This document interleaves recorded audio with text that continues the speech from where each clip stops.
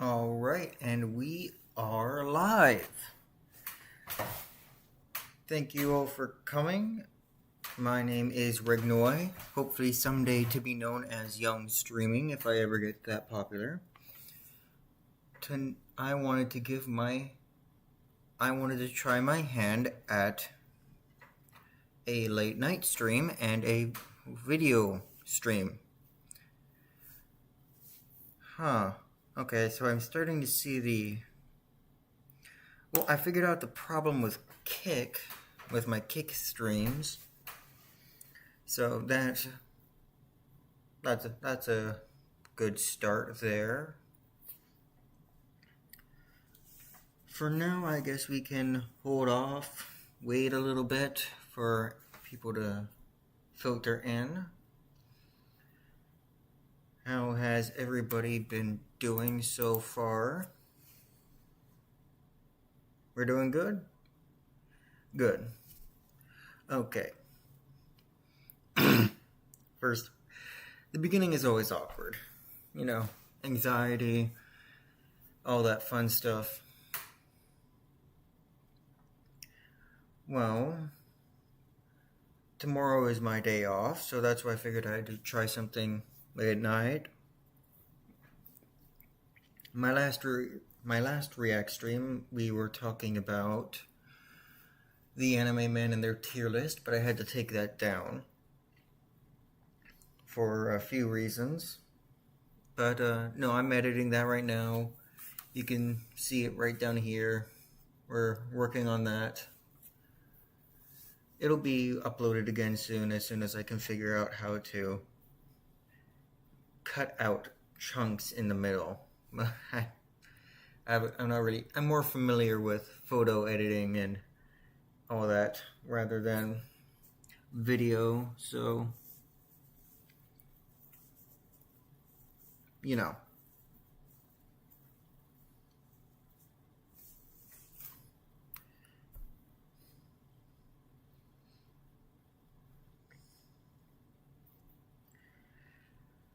Well, we're a couple minutes in. I've got nothing more to talk about. Hey, Goonmaster69. Nice to see you. That's the name you chose? No judgment. I mean, I don't know who you are, but it's a little bit... Yeah. Anyways, today we're going to be talking about The Incredibles movies and maybe watch a couple of other videos if I'm feeling up for it. Figured I'd try my hand at my first official video react stream and talk about a few things I've had on my mind for a while. The main subject's going to be The Incredibles, and yeah. Shall we get started? Okay, let's get started. This video was brought to you by my loyal patrons. Pledge today and you can participate in choosing what video comes to the channel next. Link in the description. About a year ago, I made this huge retrospective video on all of Disney and Pixar's Cars films. And in that video, I said this. It's not Incredibles tier or Toy Story tier, but... And I also said this. My least favorite Pixar film is Incredibles 2, which was just a cash grab copy of the first movie with the two main roles swapped. So... Man, the delays on my computer are extreme, Jesus. Anyways, I really hated The Incredibles 2, which is why I was so excited to watch this video. The Incredibles was a great movie. I watched it, at least 50 times when I was a kid. And The Incredibles 2 I've watched twice, and it only gets worse the more you watch it. The only redeeming qualities of the second film, in my opinion, are the animation, although the character models look extremely worse. And I think Winston Endeavor is a fun character. Okay, let's see. How long are we thinking it's going to take for it to load this time? 1, 2, 3. So today, I'm going to elaborate on that. We are going to do something very different for the channel with this video. No trains this time, or boats, or cars. No, today we're going to talk about one of my other great childhood loves, Pixar, and what I think is their best movie. A lot of people think that. I am one of them.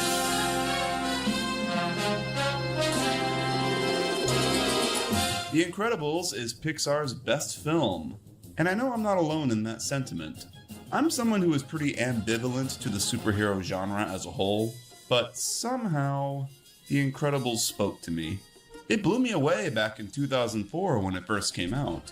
I loved it, my parents loved it, and the world clearly loved it, because it ended up being one of the highest grossing movies of that year.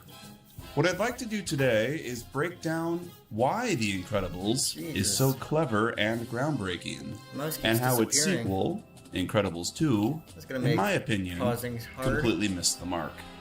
Let's first start by taking a trip back in time.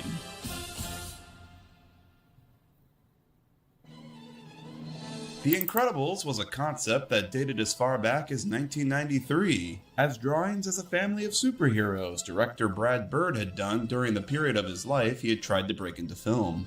Bird, who was in his mid-30s at the time, was feeling the conflict between career and family responsibilities, and he sort of projected these feelings onto these characters. Consciously, this was just a funny movie about superheroes. But I think what was going on in my life definitely filtered into the movie. Bird broke into film with his directorial debut, The Iron Giant, in 1999. The movie sadly bombed. So Bird returned to his idea of a superhero family. He pitched the idea to his college friend John Lasseter, who was then the CCO of Pixar Animation Studios. Iron Giant. And he loved the idea. In no time at all, Bird was brought on to direct the studio's sixth theatrical film, a movie about a superhero family called The Incredibles. That Jack is The Incredibles subverts the then collective expectation of a superhero film, and focuses on a family of superheroes who are, well, forced to not be super. The movie focuses on Bob Parr, aka Mr. Incredible, his wife Helen, aka Elastigirl, and their children in a world where superheroes are deemed dangerous and were forced into retirement and hiding. Bob, who continually longs for the glory days, is now a depressed, broken man who works a boring office job for a company that he hates. But he does it to provide for his family. But one fateful day, Bob is presented with an opportunity to be super again in secret for an undisclosed employer, and he takes it. The story focuses on his journey to regain the glory days and the stress that puts on his family. I'm assuming if you're watching this video, then you've seen the movie before. It's almost 20 years old now. Wow. So I think I can just jump into the specifics of why this movie works so well without really explaining the plot. The first thing I'd love to talk about is the structure. Mr. Incredible is the main character, and I love how the first half of the movie solely focuses on him. They establish all the characters at the beginning. Helen, Lucius, Dash, Violet, but they're not that important to the plot at the time. The first half is all about Bob's midlife crisis and his trying to regain the spark in his life again. Once he obtains that, and the twist is revealed, and we hit about the halfway mark, the story renders Mr. Incredible incapacitated so we can shift focus. The movie is called The Incredibles, not Mr. Incredible. So once he's put out of the picture for a while, now they can show what the rest of the family is made of. We get a whole chunk of the movie where the family has to survive in the wild on their own vices, which concludes with them reuniting with Bob. You guys can hear me pause, right? Oh my god, okay, pause.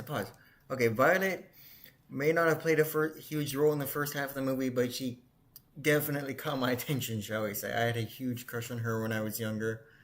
Massive crush. Frozone is really cool. Big, very fun realizing that he was Samuel Jackson. I quoted him for like 5 years straight after I turned like 8 years old. And what else? What else have I been wanting to say? Jesus Christ, and the motorbike. If you get that reference, that's really cool. And God, what else did I want to say? This whole having to wait to pause thing because of delay, the delay is really annoying.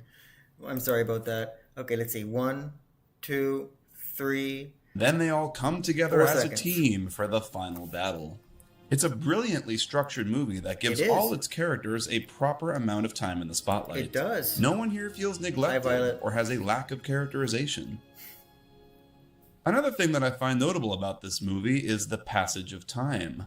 I feel a trap a lot of movies fall into is how all the crazy events of the story happen in the span of a couple days. It Like, does. take the original Star Wars, for Tokyo instance. Ghoul is a great example movie, of that. great storytelling. Where But the I'm total definitely passage going of to be time covering of this them in the entire near story future. is like... I have a whole video dedicated to talking about Tokyo Ghoul after I did my The Anime Man tier list react stream. And I saw a clip of the first episode of Tokyo Ghoul, and I thought, holy shit, do I need to watch this? And so I went over to my friend's place, and I watched it with him. And good God, do I have some opinions. I have a full script. Let's see if I can tease this real quick. I have a full script here to share with you guys soon. And I have a lot of opinions to talk about. And I am looking forward to pissing off the whole anime community with those opinions. I should be finishing it up this week. Or, no, next week. It's not Sunday just 2 yet. days. Luke knew Obi-Wan for like 4 hours before he was killed. And the very next day, Luke is flying in the rebellion. But it's a movie, Still and need the to watch audience that isn't movie. supposed to think about stuff like that. Or The rewatch it, I guess. Incredibles, I've seen it a few however, times. plays out the span of time the story takes place in a far more realistic way. Days, maybe even weeks pass between major story beats. The day of the dinner scene and the fire occurs, and then what could be weeks later, Bob gets fired and meets Mirage. The big working out family life montage could be weeks, months even, for all we know. The passage of time in this adds a level of realism to the story. Makes all of what we're seeing feel the more real and grounded, despite being an animated movie about superheroes with cartoony proportions. Something that I greatly appreciate is how tightly written this story is. Everything is set up and paid off. 3, Set up and payoff is a pretty 4. Yes. Okay, we're catching up. We're catching up. All my task manager cutting on the other monitors is catching up. Okay. No, it took me a very long time to realize that the characters are cartoonishly stylized. How long did it take me to realize that? I had to watch a video where it pointed it out a couple weeks ago. To this day, or to a few days ago, I did not realize that the characters were cartoonishly proportioned. I still think Bob looks surprisingly human for a superhuman. Elastigirl definitely didn't realize that she was stylized. Violet is a little bit stylized, but in a standard way, with the stick figure body and the big bulby head.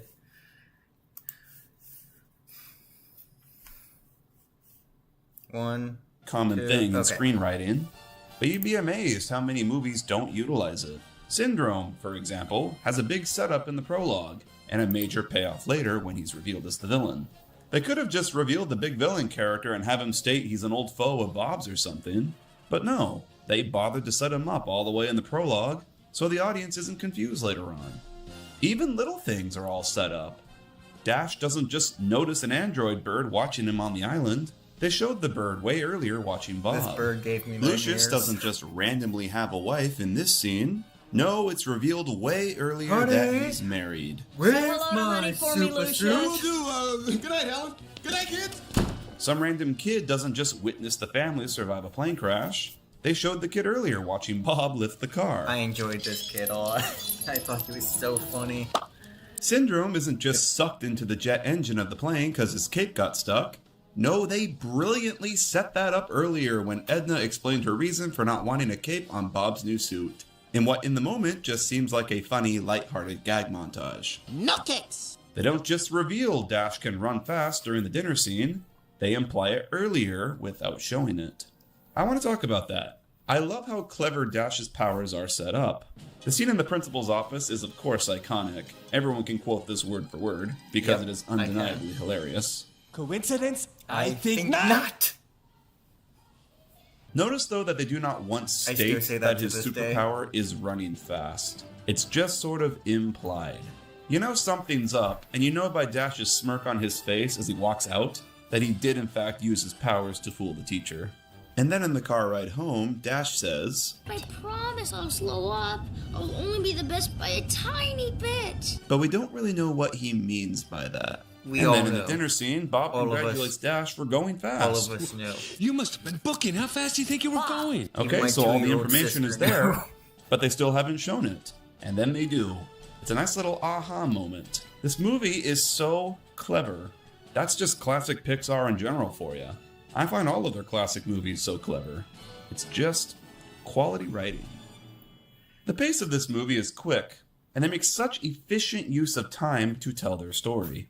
Every single scene, no matter how quick or funny, feeds the audience new information. Let's take a look at that dinner scene.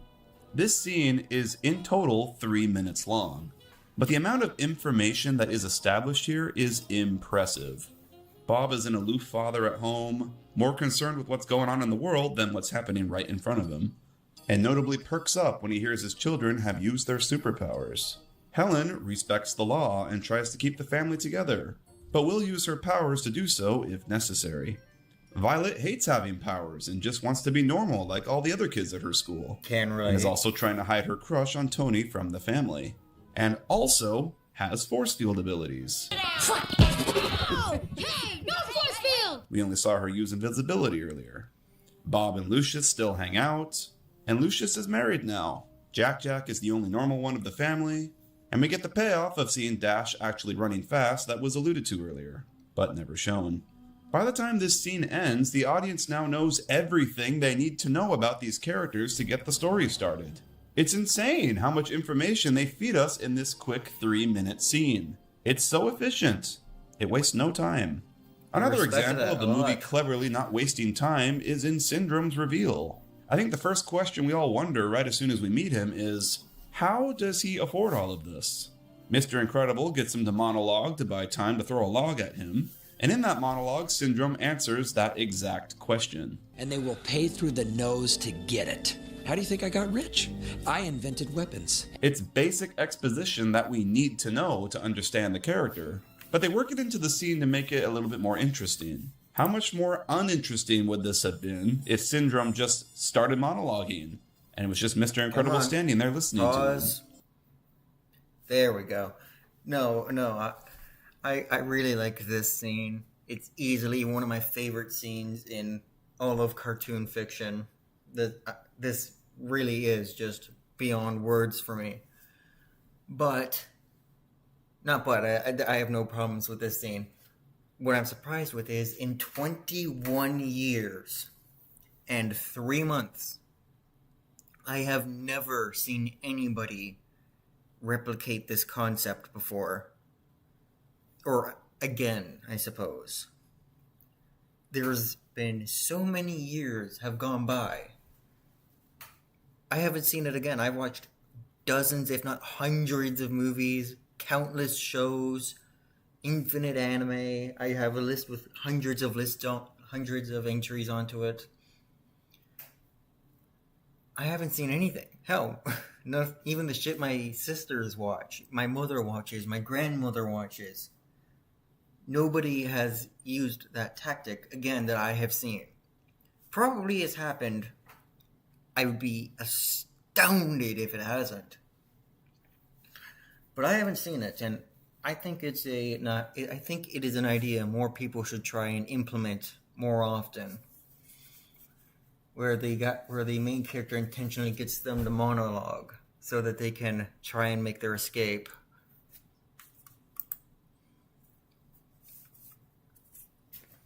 Okay. No, instead, here they we go. cleverly inserted some action to keep the pace moving.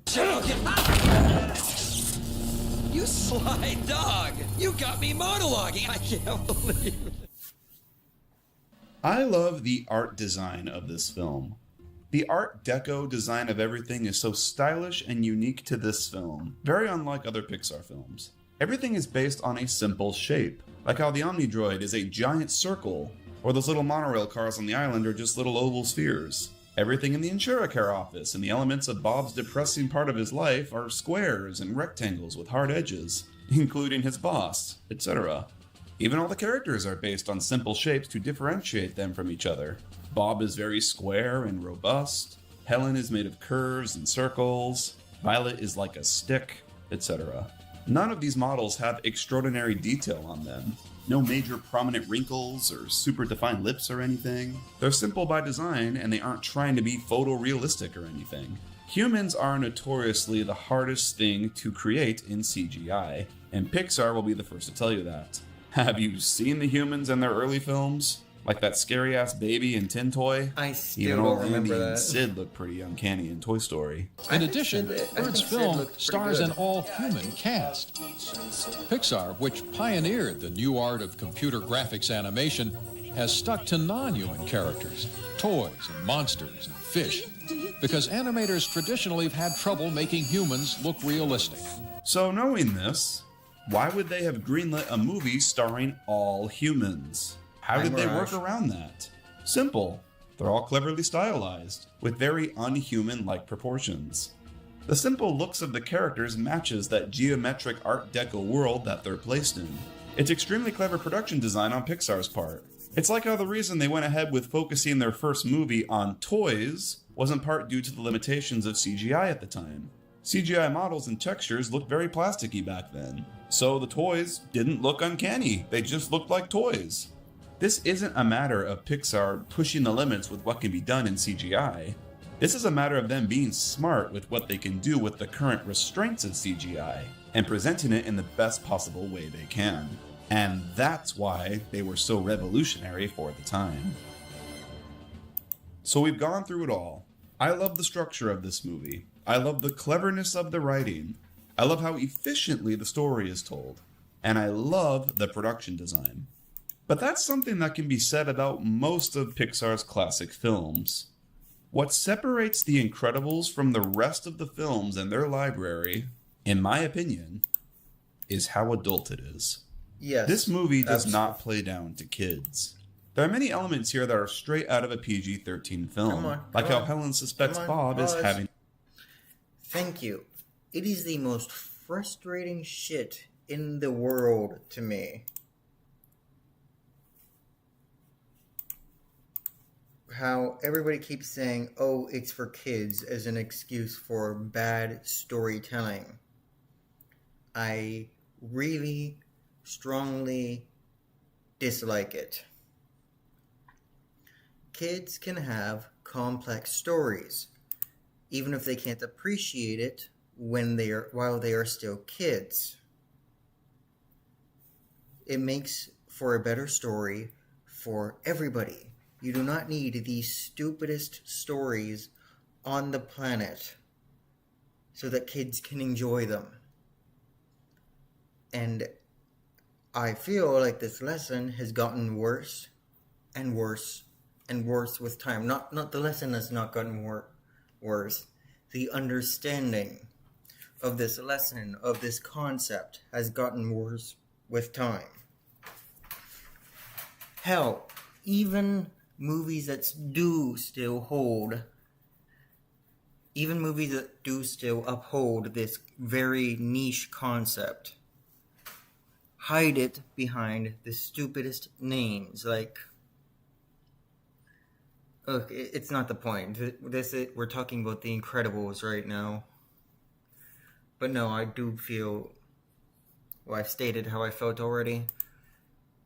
1, 2, 3, 4... Fair. They never outright state it, but it's so clear that's what she's suspicious of.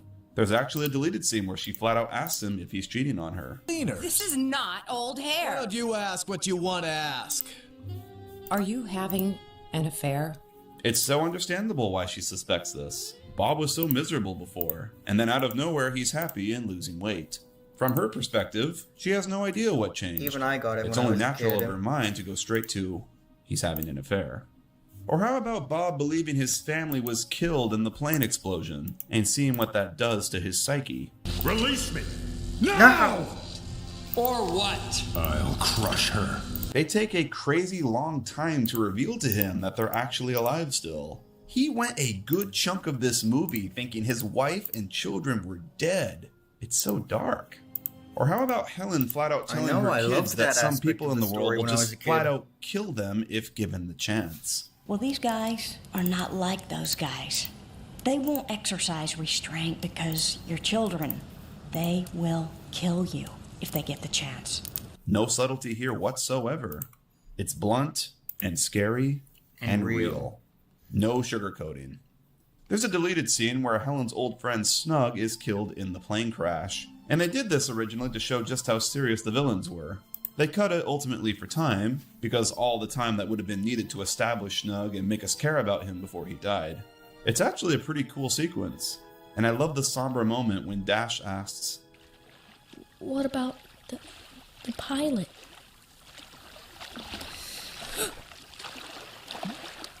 I think axing the character was a smart decision, not just to keep the pace moving, but so we're able to focus our emotions more on Bob mourning the loss of his family, more so than Helen mourning an ultimately non-important supporting character. It's not just the topics the film addresses that makes this feel adult. It's also how it lets the scenes play out. Let's look back at that dinner scene again. The dinner scene feels like a regular scene out of a regular movie. It's a very natural conversation they're having, with very real-sounding dialogue from the characters. Tony Ridinger. Shut up! Well, you are. I said shut up, you little insect. Well, she is. Do not shout at the table. Honey? Kids, listen to your mother. The kids talk like how actual kids of that age would talk. It doesn't sound like dialogue written by an adult for a kid. There's no music or anything. It feels very real, despite our characters looking like how they do, and they just happen to have superpowers. That's something pretty unique to The Incredibles. It's contemporariness. All the dialogue scenes in this movie feel very real. This scene here doesn't feel like cartoon superheroes doing a bit. It feels like a wife and husband having a fight about how unhappy they are in life right now. They keep creating new ways to celebrate mediocrity, but if someone is genuinely exceptional, This is not about you, Bob. This is about Dash. You want to do something for Dash? Then let him actually compete. Let him go out for sports. I will not be made the enemy here. You know why we can't do that. Because it'd be great! This is not about you! I cannot stress enough that The Incredibles is a family drama first and foremost, and a superhero movie second. This is not at all a new thing in superhero movies nowadays, but for 2004, this was trailblazing. Pretty ironic that the most real-feeling superhero movie of the time was the one with no real filmed elements in it. All of this can be attributed to Brad Bird and his approach to making animated movies. I was wondering, at any point did you consider using real actors for the film? Or were you always going to make it an animated? Why? Animation's much more fun. Thank you. Okay. No, I have had a ton of respect for Brad Bird as a creator when I was younger. Before The Incredibles 2 came out, and hearing about some of the first drafts of the Incredibles 2 skit, I still do have tons of respect for him. And I do think that he's a very funny guy, both in real life and in his writing. And he held an opinion, the opinion that animation is a medium, not a genre, for a lot longer than most of the world. Hell, most of the world still doesn't respect that. It took me several years before even my roommate, the person I'm living with, understood that any story could be told through animation, not just kids' ones. Fuck, when I was still a kid and we watched the Seven Deadly Sins movie, that show had violence, it had a lot of other shit in it. But it wasn't until Bond said that I'd rather die than eat your cooking that it finally occurred to her that the movie wasn't for children. And I looked at her, and I remember thinking, why did you assume that? There were so many things in this story up to this point to tell you. Fuck. Last year we were watching the anime Monster about a doctor who accidentally saved the life of a serial killer, and then went throughout his whole life, or the next several years of his life, hell bent on killing that serial killer and rectifying his mistake. And I have to wonder, it wasn't until the 15th episode or so that she finally realized, this show is kind of dark. And yeah, it's called Monster. I mean, we've seen 10 people die by this point, and I was baffled, I was befuddled, I was confused. What did you think we were watching? They just burned down a city 2 episodes ago. I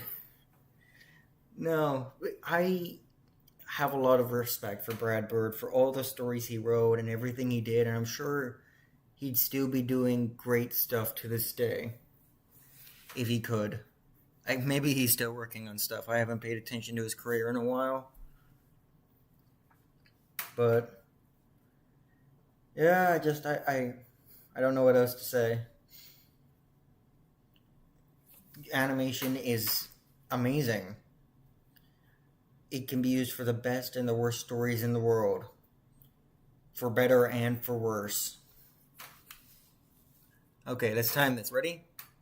1, 2, 3, 4, 5. People think of animation only doing things where people are dancing around and doing a lot of histrionics, but animation is not a genre. And people keep saying, the animation genre. It's not a genre. A Western is a genre. Animation is an art form, and it can do any genre. Yep. You know, it could do a detective film, a cowboy film, a horror film, an R-rated film, or a kid's fairy tale. But it doesn't do one thing. He doesn't view animation as solely something for kids. It's not a genre. It's a medium to tell a story, regardless of the age demographic it's intended for. And you see that greatly in this, and in his other films. Iron Giant and movie. Ratatouille. 2 films that many would argue are some of the greatest animated films of all time. And this right here is why The Incredibles has and will continue to age so well. Damn. It can be enjoyed by kids and adults. A kid watching this movie in 2004 could enjoy it for the cool superhero stuff, and the same kid watching it 20 years later can enjoy it for all the more grounded elements. Like most of Pixar's classic films, it manages to transcend age and time. It does. Now, The Incredibles is not a perfect movie. I want to see more it of this nearly is. I might even argue that it's pretty damn close to being perfect, but it isn't without some minor negatives. There's little plot inconsistencies, like how Edna Mode somehow knows the exact sizes to design the Parr children's suits without ever meeting them. Or how Vi and Dash managed to sneak into the jet without Helen noticing. Like, yeah, Violet could have just gone invisible and hidden in the car or something. But how did Dash get there? Come on. Did he, Okay, here we go. So, there's actually... I've seen somebody discuss these before, but I want to give my own take on them. Yeah, Violet could have gone invisible, but I argue that she'd have a lot of a harder time getting on the plane than Dash did. Although one of the theories I did hear was that Dash was actually stowed away in one of the smaller bags due to his small size. And that Elastigirl may have just carried it in. Or maybe, I don't know. But how did Edna Mode get the kids' dimensions? She is obviously someone with connections and money. She didn't need to personally meet the children. Hell, she probably could have found pictures of them on the internet. Or had them tracked them down, or God knows what else. She didn't need to meet the children to know these things. She's resourceful and obsessed we know she's obsessed with what she does. And she loves her job. Run alongside the car or Hello, something? Christine. Or how the Hello. guards driving this car didn't notice Helen standing there. They're really not going to check in on who that strange woman in red standing on the tracks was? Could've These been are all autopiloted, incredibly nitpicky making things its that way can be somewhere. forgiven, though. Because ultimately, they don't matter. What matters here is the storytelling, and what a feat of collaborative filmmaking this was. It was an All of amazing these movie. amazing minds and talents being mixed together, complete with a pitch-perfect score from Michael Giacchino, creates not one of, but the best movie Pixar has put out in their library. The Incredibles is, in my opinion, an absolute masterpiece. It is. It is a masterpiece of a film. Truly incredible. So, Unintended. in 2014, in the midst of the wake of endless superhero movies and pointless sequels and reboots to cash in on nostalgia, it's no surprise that Disney CEO Bob Iger announced to the world that they were finally making an Incredibles sequel, with Brad Bird returning as writer and director. Brad Bird has mad. stated before that the reason he never made another Incredibles movie is because the creative team didn't want to make one just for the sake of making money. The thing is, many sequels are cash grabs. There's a saying in the business that I can't stand, where they go, if you don't make another one, you're leaving money on the table. I hate that So too. if this were a cash grab, we would not have taken 14 years. It's purely a story we wanted to tell. At this point Come on, in time, pause. 3, I was a little burnt 2, out on Pixar. 1, So I remember my reaction 0, wasn't anything negative great. 1. Thank you. No. I'd like to quote Ewan McGregor for a second. You're supposed to destroy the remakes, not join them. You did sell out. Whether you knew it or not, the moment you agreed to write this story, the moment you agreed to make this script, to make another movie, it doesn't matter what your intentions were. You sold out because you sold your soul to Disney, much like the lady who voiced Ariel from The Little Mermaid sold her voice in what it was such a twisted irony. They were never going to let you have any creative freedom. There's a quote from a YouTuber I used to have a lot of respect for. I won't name him, but he went on this tirade about how DreamWorks was so superior to Pixar, and how he said that Pixar makes sequels for money and DreamWorks makes sequels for art. It is the most pretentious fanboy bullshit I have ever had the misfortune of listening to. My ears. I wanted to puke out of my ears when I heard that. Especially from a guy saying that about fucking DreamWorks, of all people. He's a guy who usually does research into the shit he talks about. If he had done even the slightest bit of research into the films he cited as his examples for Pixar making sequels for profit, he would have noticed that every single one, down to the last detail, were examples of movies that Pixar had announced that they had wanted to do and did during their merger with Disney. And Disney had a very strong grasp or chokehold on the project. If you saw the first drafts of the script that Disney had put forward for these movies, you would have thought Pixar should have gone out of business decades ago. Now let's talk about my reason for why DreamWorks does not make sequels for art. Shrek the Third. Nobody made DreamWorks make Shrek the Third. Not a single soul. The director for the first two movies had just signed a contract to direct another movie, so he was busy. He told them, I would love to make a third Shrek movie. I have so many ideas. Give me 1 year, and I will come and I will make you another masterpiece of film. And DreamWorks did not want to wait a year. So they hired the first hacks that they could find for as cheap as possible. And the rest is history. Nobody made DreamWorks made it.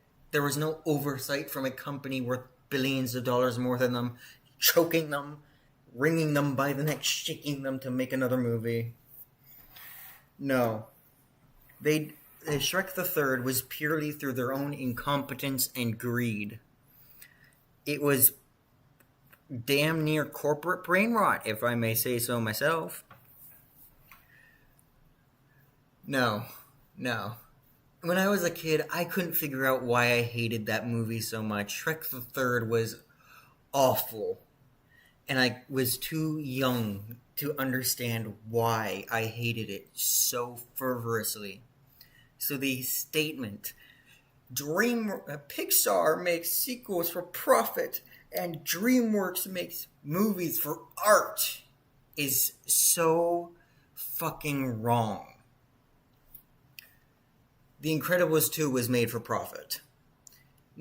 I fully believe Brad Bird had the best of intentions when he went into this, but he went into this like every other Pixar creator collaborating with Disney, with the best of intentions and the best of scripts in mind, and then Disney went in and gutted them like a fish and hung their corpse out to dry as a face placeholder or whatever for their devious machinations, as we'll get into later.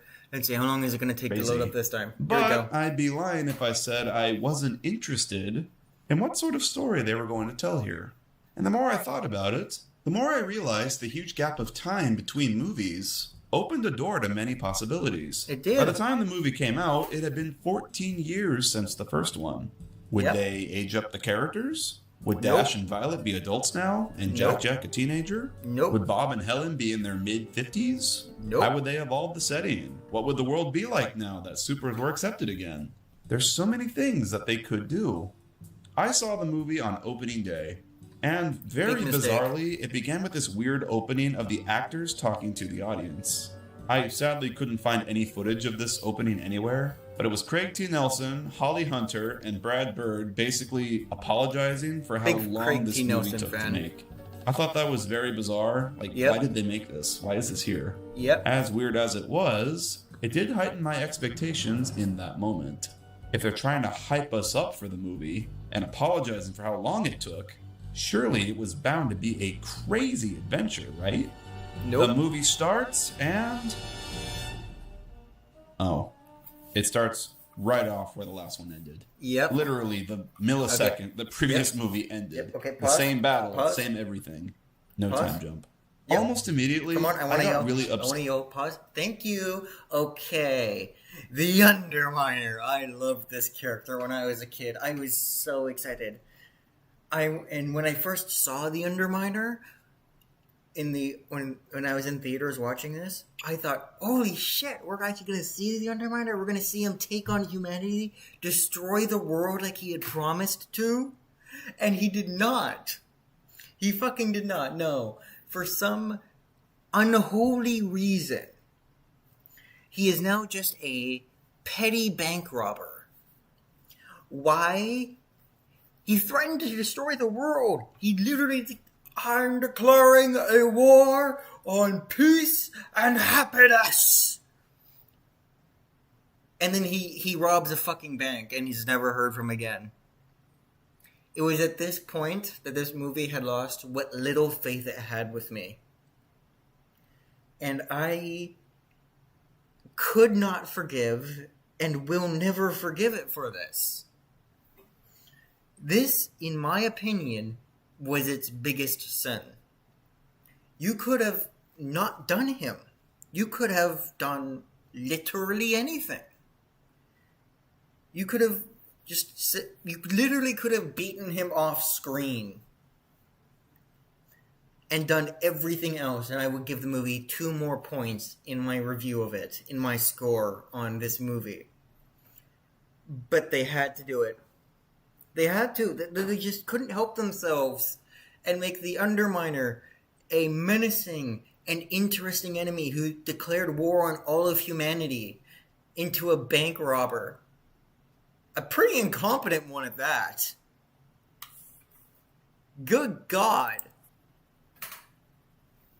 Set at what was happening. Fucking right Disney. After the opening battle, they say that so much damage was caused that supers will be made illegal. Pause. Again. Pause. Thank you. They did not say supers will be made illegal again. They're restating that supers are illegal. They're undoing the implications of the previous movie. It's a retcon. And a really stupid one at that also destroyed all of my... Fuck, they started it. They start the fucking movie saying, should we be doing this? Superhero work is illegal. They're not under threat of making superheroes illegal again. They're stating that they are illegal.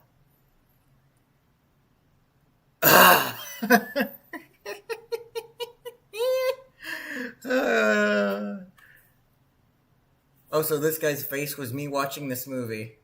As was this one. As was this one. My God. It's the same goddamn plot as the first movie. Supers are illegal, and the family has to go into hiding again. Rick Dicker relocates them, and then they have another dinner scene that basically covers the same information that it did in the first movie. The kids are frustrated with being restricted with their powers. Helen's trying to keep the family under control. Bob's upset with the bureaucracy, etc. Yeah, they're saying different dialogue and are technically in a different setting, but fundamentally, these scenes are the same. Lucius shows up afterwards that leads the characters to the first step of the plot, etc. Some rich person tries to get in touch with the supers to do secret hero work, and then one of the parents goes off to be the hero in the A plot, while the other one stays at home with the kids in the B plot. Parent A gets in with a twist villain that wants to kill all supers. Parent B goes to save them, and the kids are brought along reluctantly and get involved. And the day is saved by the family working together as a team, blah, blah, blah. I did not beat realize. Beat for beat, it is the same exact story. The Incredibles 2 is the same movie as the first, with just the 2 main leads. I did not realize. I swear. I didn't know. I was too busy being mad at it for every other reason that I did not realize it was the same fucking movie. It's just the same movie done infinitely worse. Which is hilarious to me, actually. I'm impressed at the level of incompetence behind this film and how everybody was praising it as amazing. Everybody praised this movie as amazing. It's like Tokyo Ghoul. One of the worst things I've ever had to see. With all the potential. Okay, no. Incredibles 2 didn't have any potential as soon as Disney stepped in. But Brad Bird's original script had the potential. And it ruined everything that made the movie interesting. And good. And good God. One lead swapped, and some little tweaks here and there.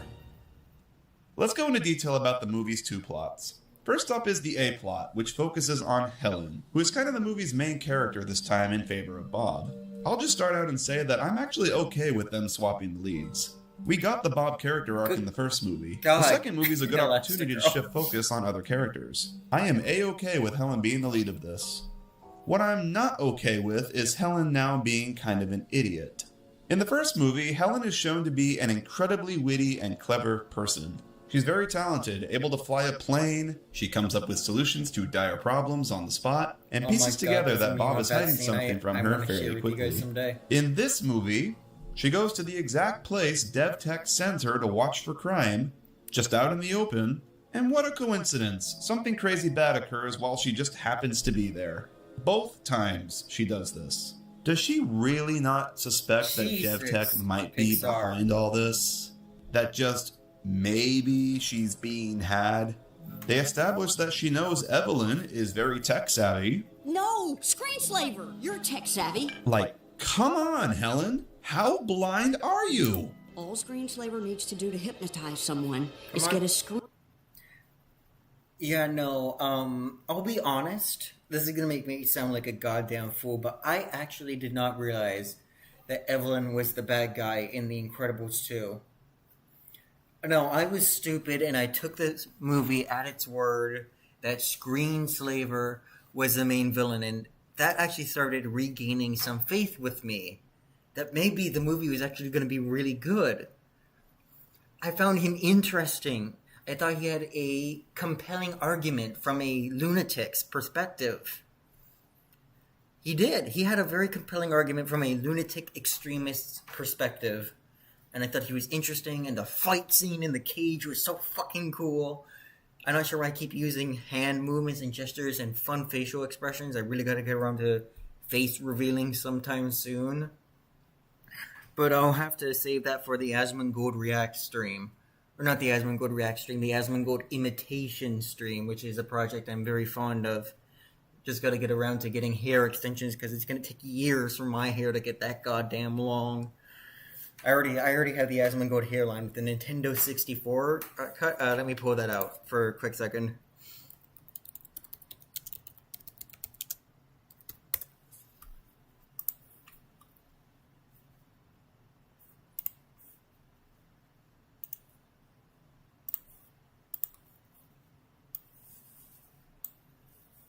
No, I already have this hairline right here. I'm all set and ready to do it. I'm excited to do it. I just want to make sure that I have any kind of momentum for when I debut with that. I got the controller, I've got the hairline, just got to get the hair extensions and the baggy shirt. I'm not going to do the beard because beards drive me fucking nuts. I'm not sure where this accent's coming from, but I'm enjoying it, so I'm going to stick with it. Nuts. Screen in front of their eyes. But what if the screen doesn't look like a screen? Oh my god! How have you not put two and two together yet? Years of mandated hiding and silence this was have made fucking us retarded. bitter. You bring us This wasn't out even into the stupid, light it was only retarded. to clean up the messes your lack of discipline creates. Oh my god, is everyone stupid? No, they're We're all retarded. wearing the same goggles as Screenslaver, and no one thinks this is weird? Who cares We're all if just they're gonna the go same along with goggles this as then? Screenslaver? So the plot can happen? Oh, Who God. cares? They're Helen, just our main goggles. They're character, obviously also evil doesn't goggles have a everybody's character wearing. arc. There isn't a lesson she learns by the end of the movie. At the beginning of the movie, she states she abides by the law. And by the end of the movie, it doesn't really seem like her character has changed much from that. I don't even really understand her desire to be in the spotlight as a superhero, or what any of her goals are. She's just kind of doing this for fun, I guess? Our main character isn't the driving force of what happens in the story. Things just sort of happen to her as she goes along for the ride. Funnily enough, Bob is the one with the character arc again, but he's stuck in the B-plot. I'll get to that. Evelyn, the sister of DevTech CEO, is an incredibly unsurprising twist villain. It's too obvious that Bob Odenkirk's character isn't going to be the main villain. The sleazy capitalist businessman, yeah, it's a little too on the nose. I think he Clearly just they loved aren't them going to too reveal much. that he's the villain. So the whole time I was Oh there my God, thinking, yes, well, please, it's hold on, not going to be hold him. on, So hold on. it's clearly going to be the sister. You know, the one that keeps standing in the... Yeah, no. I didn't think either of them were going to be the villain, but the side characters in this movie were so stupid. Every single one of them. Like, Jesus Christ, Mr. Incredible is a huge fucking oof, but that brick guy? Really? And the other girl, and the old man, and the owl. All of them were so stupid and cliche, and fuck me. They did never once even remotely implied in the first movie that hi Jane, hi,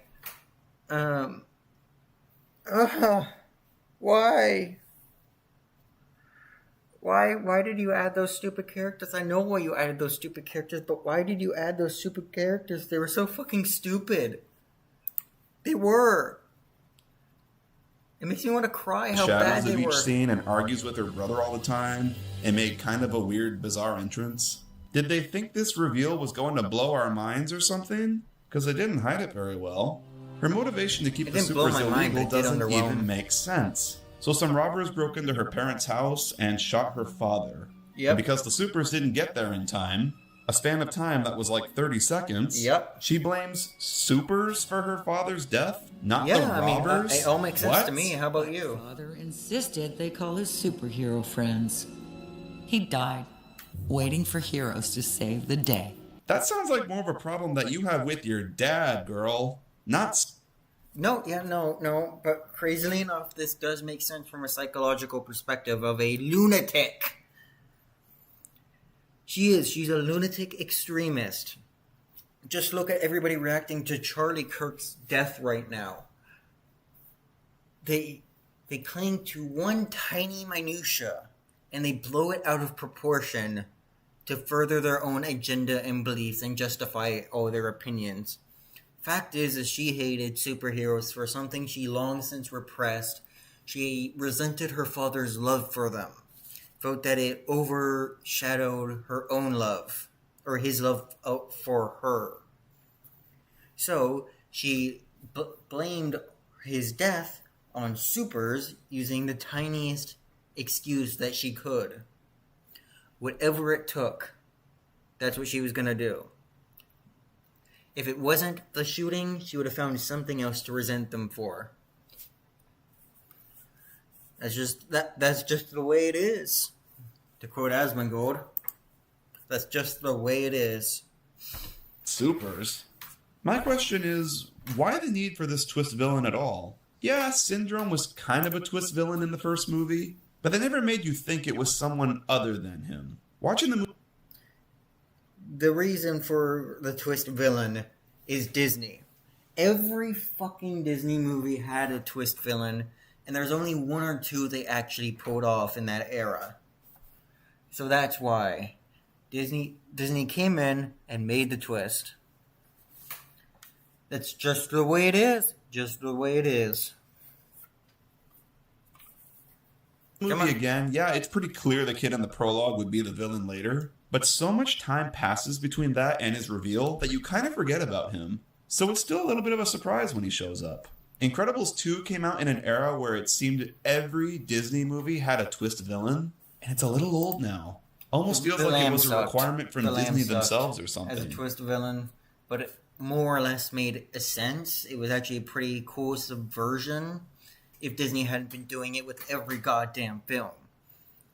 But I'll admit I was underwhelmed when I first watched it, but later on I can respect it a little bit with the illusion and the allegory. Hans was well done.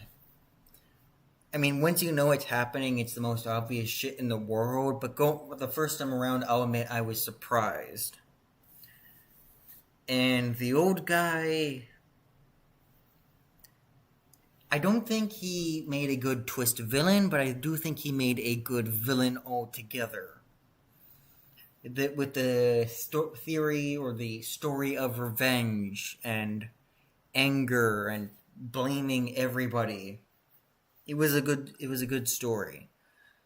Problem is they did that with every story, and they executed the twist part better than others.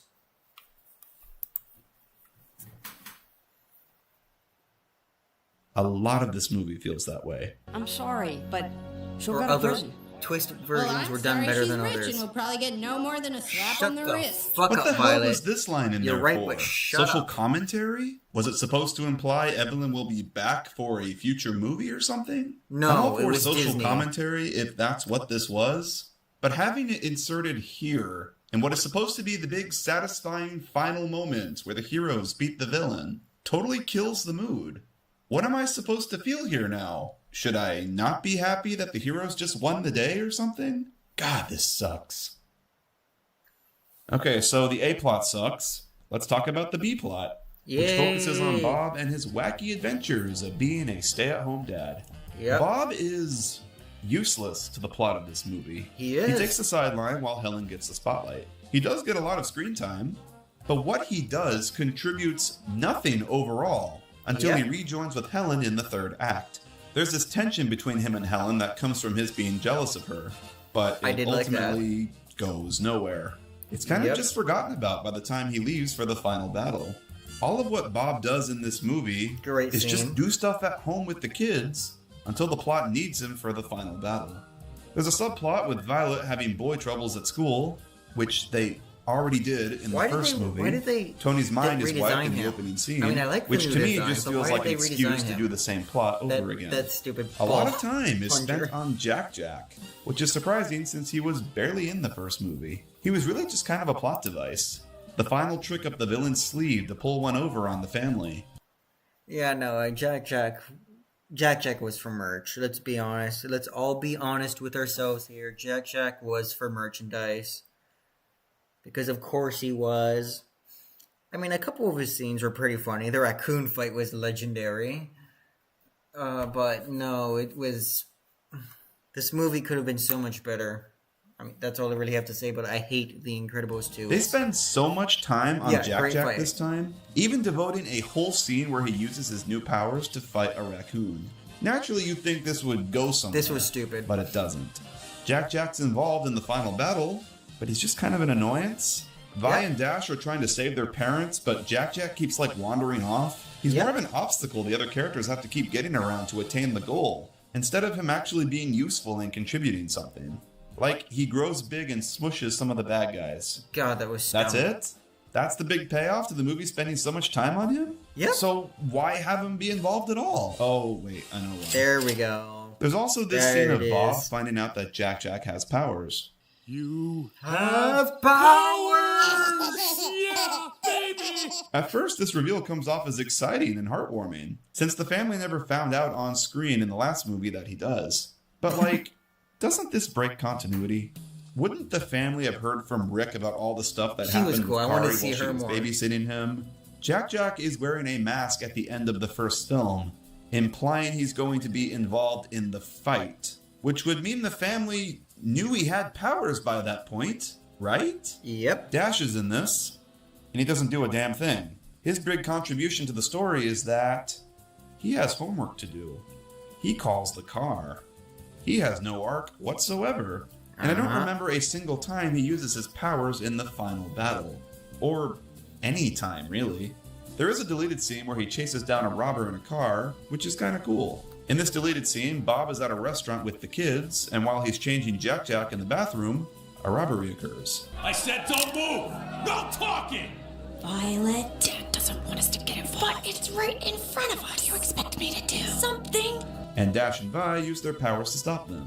I wish this was more of the focus of the This is the B-plot, movie that showing I the kids fucking wanted. wanting to use their powers and finding a way to do so in secret. So later, when the big final battle happens, they sort of take charge while their parents are incapacitated.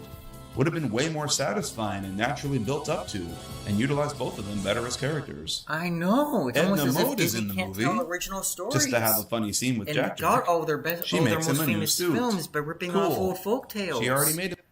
Right? I mean, no, that's a crazy conspiracy theory. There's no way that their entire catalog of movies for the first 50 plus years were all stolen from old European or Asian folk tales, right? Right? Him a suit in the last movie. What does this contribute story-wise? What, the kids use the new tracking device to find Jack Jack in a blink and you'll miss it moment in the final battle? That's Yep. it?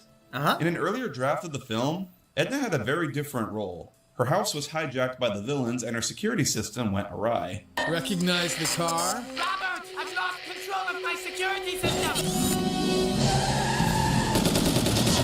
Bob and Edna had to escape the house as all her security devices tried to kill them. Again, this would have been so much better.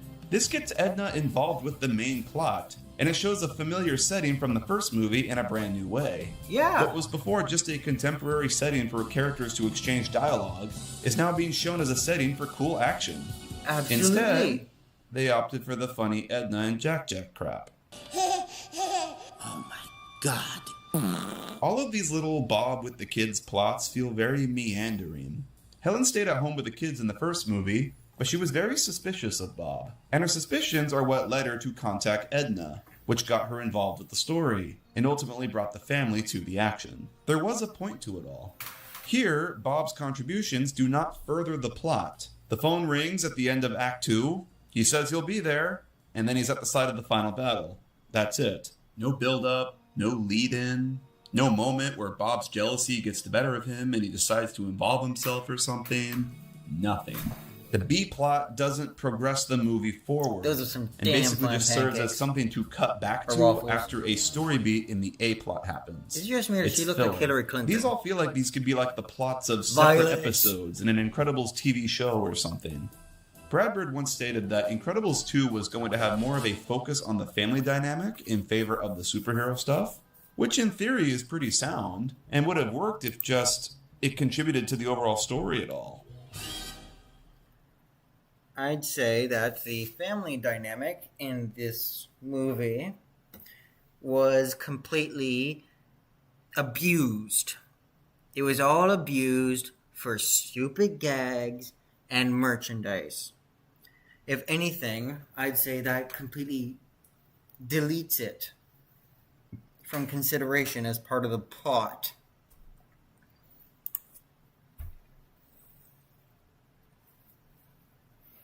So the story is pretty bad, but I think the major miss of this film is in its characters. Oh, fuck The off. characters don't feel like the not that same he's wrong, ones I'm we talking came to the know side from the characters. first film. Everyone is out of character now, especially Bob. Keeping in mind this movie takes place right after the first movie, in which Bob learned to have faith in his family and let them help him, only for this movie to pretty immediately forget about that, and he gets jealous at Helen for being the hero. There is, once again, a deleted scene that played Bob's characterization differently. After a rather bad day at her new job, Helen gets a call from a supportive Bob who is uplifting and tries to make her feel better. Oh, hi, sweetie. Hey, your big day. How'd it go? I don't know. Disney. I know, it's baffling, right? Disney. Fuck off, Disney. Disney.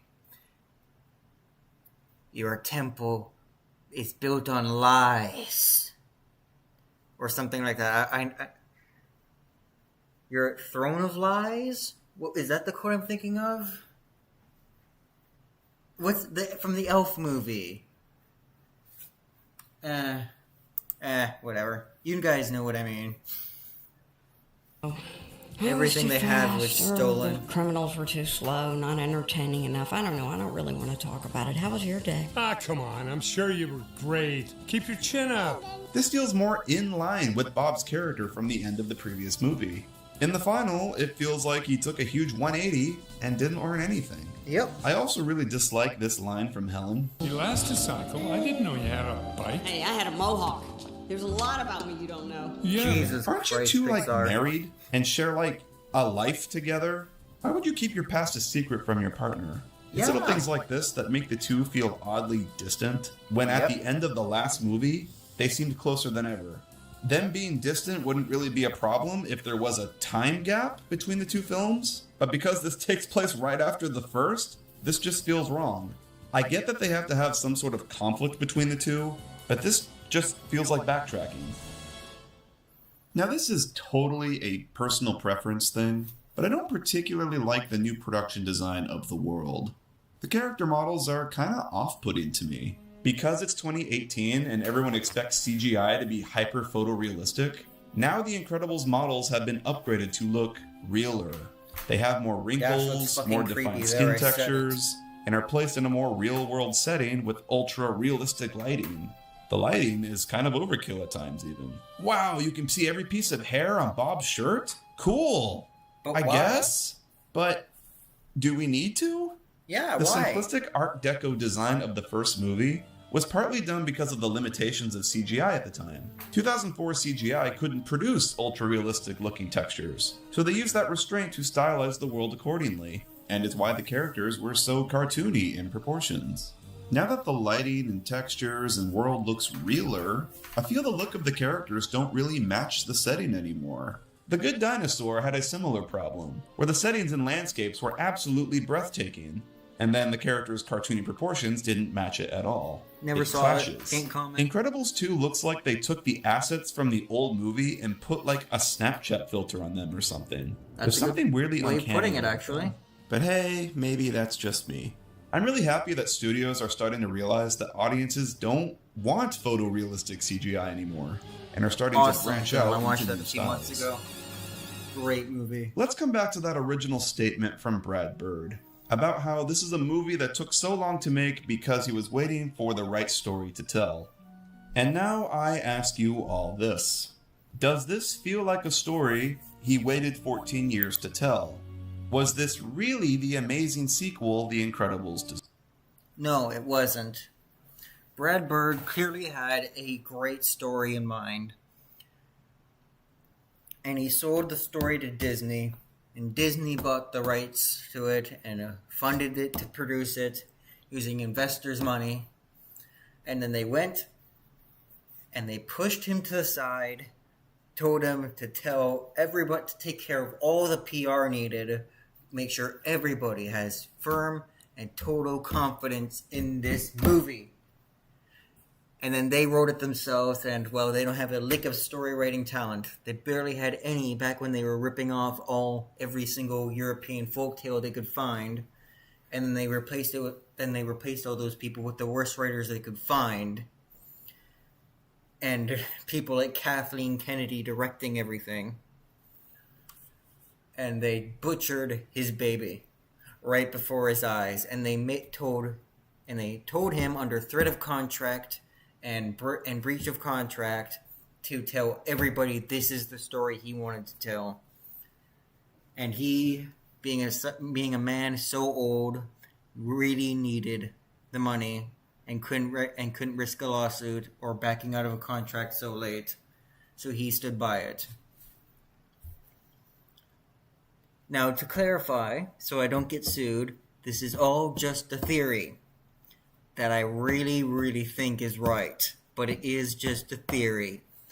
A film theory. Let's go. Come on. Deserved. Thank you. I don't think so. I don't know what happened here. Brad Bird is a very profound director with integrity, yet he seemed to phone it in here. Was it a matter of Disney just showing up at his house with a truckload of cash and forcing him to make a sequel that he didn't want to make? Because that's kind of what it feels like to me. It's like they gave him a list of what had to be in the movie, wrote him a check for $1 billion, and he just sort of rolled with it. From what I understand, this movie lost an entire year of production when Disney or whoever decided to swap its original 2019 release date with Toy Story 4's, pushing Incredibles 2 to 2018. So the film was kind of rushed, and it definitely feels that way. And you know what I would would a do whole with that extra money? year in the oven have been enough to work out the kinks in the story? I'd like to think so, And but make who really every knows? movie Going that my by friend the wanted to behind-the-scenes make, because clips, he is it an appears they amazing wanted to tell writer. this story set in He this has period so of much time talent since the beginning. and so many I great feel ideas. this- I fully believe in every single, well, all but one or two. But he has 20 amazing ideas he wants to tell. Amazing ideas and stories he wants to tell. And maybe I just don't understand those other two. I would, if Disney wanted me to give me $1 billion to make an Incredibles 3, which is an exact clone of Incredibles 2, I would do it. And then I would use all of that money and fund everything he wanted to make. And make it 3, 4, $10 grillion off of all of it.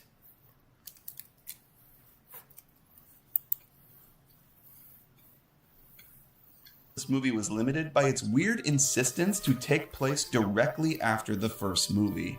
I feel they should have aged up the characters. Show a slightly more modern version of this world where the supers are now legal. Show Dash and Violet in their 20s. Maybe Violet's about to get married or something and she's going through a marriage conflict. Have Bob and Helen be in their mid-50s, dealing with being older and not being able to perform the same hero duties they could before. Amazing idea. Are starting to contemplate retirement. Maybe have Bob have a moment where he realizes he isn't truly invincible, and his cracks start to show as he gets older. Have Jack be a teenager in school. Maybe he's like a hotshot there, because he has so many powers that he likes to show off. Yeah. And they're in a world now where supers don't have to hide their powers anymore. What kind of issues would he be going through? All of this sounds super interesting, and I think most of us would have wanted that. And it'd be in character for Pixar too. All the other Pixar sequels seem to use the gaps of time between films to their advantage. Lightning McQueen, for example, is at retiring age by the third Cars movie. All of the Toy Story sequels deal with Andy getting older and the toys becoming obsolete as time goes on. Yeah. But for some reason, The Incredibles didn't get a similar treatment. But I think it is pretty obvious why they didn't do a time jump. Let's not try to kid ourselves. They didn't do a time jump so they could just show more of what we liked from the first film. More of the supers doing secret covert underground stuff because they're illegal, more funny haha Edna Mode moments, and a lot more silly Jack. Because he's a cute silly baby and Disney can market that. The amount of focus Jack gets in this... I mean, I feel like that's giving Disney a little more credit than it deserves.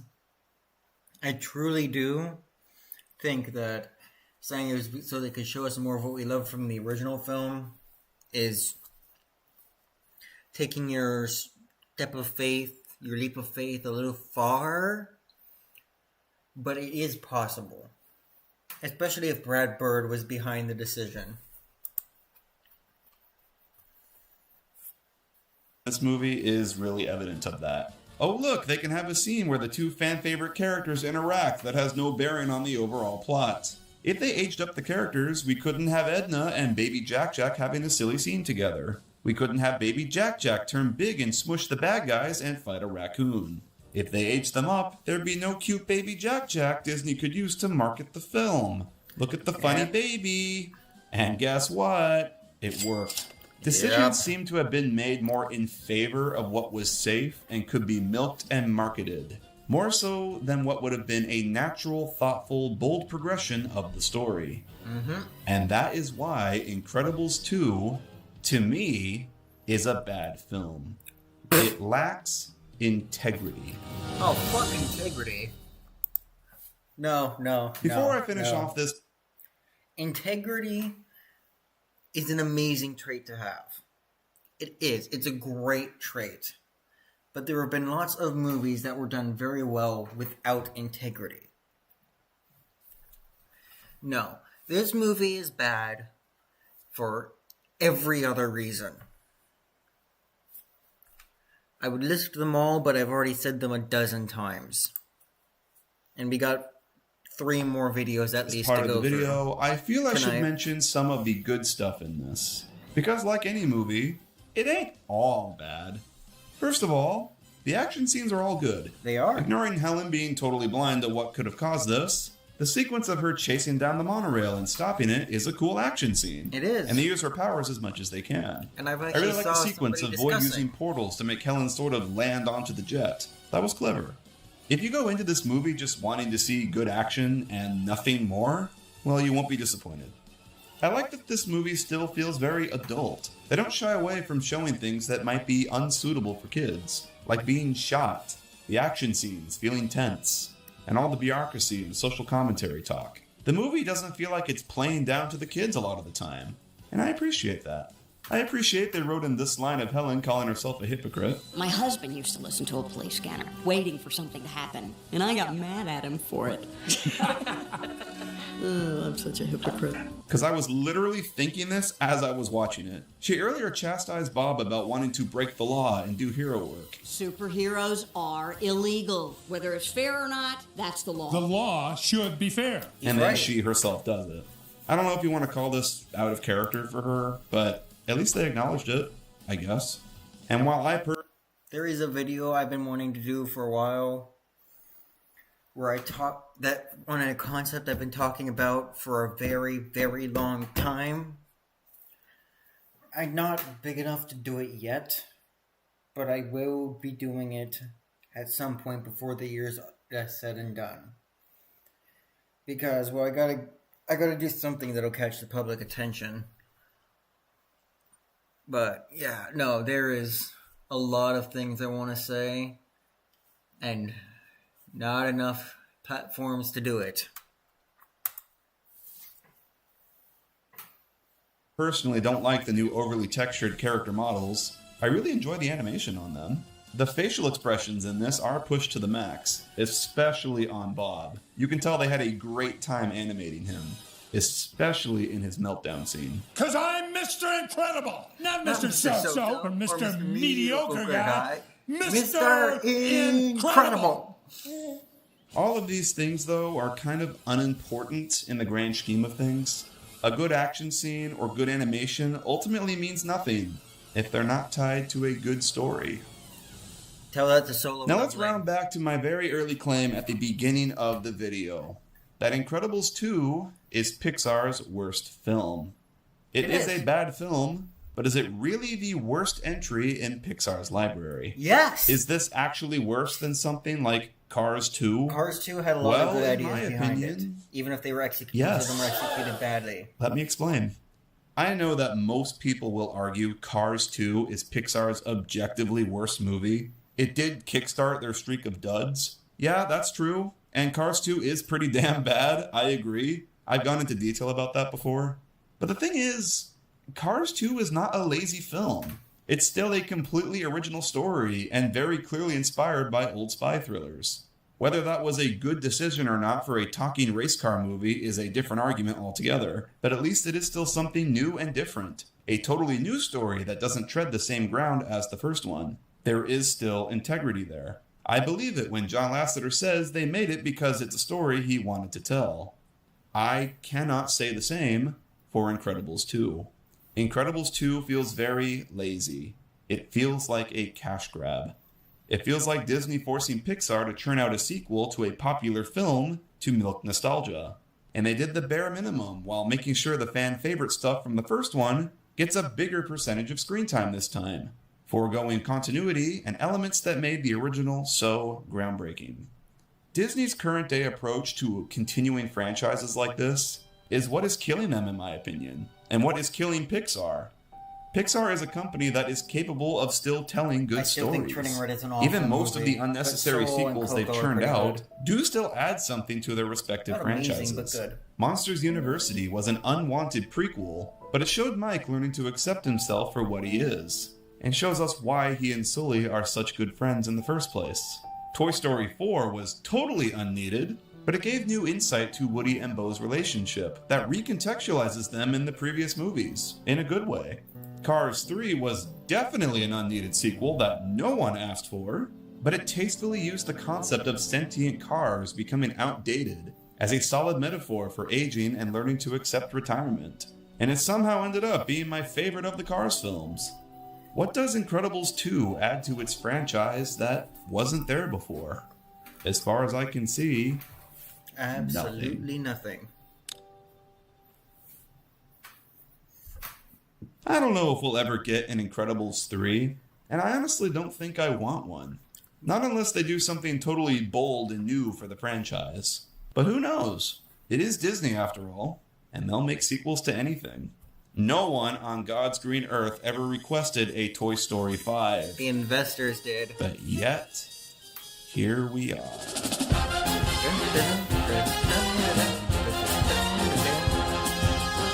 How long do you think it's going to take it to full screen? I'm betting at least 10 seconds. Well, I hope you all enjoyed my breakdown of the two Incredibles films. This was something totally new and different for the channel, but I felt it was time to try to start breaking out a bit.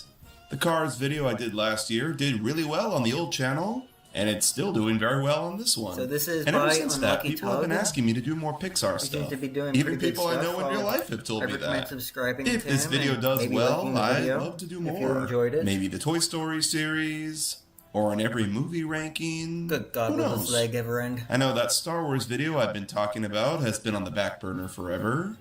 Maybe it's time to finally get around to that. Okay. The Thomas content will be returning as Here you always. go. Incredibles Unsung Villain by Stuart Barron. This is a video I've seen many times, and I still love it, even now. And after that, we're going to cover The Incredibles Secret Villain, a movie I have not watched, or a video I have not watched. But I'm very interested in hearing it out. We'll cover Sword Art Online being repulsive another time. I'm feeling a little burnt out already.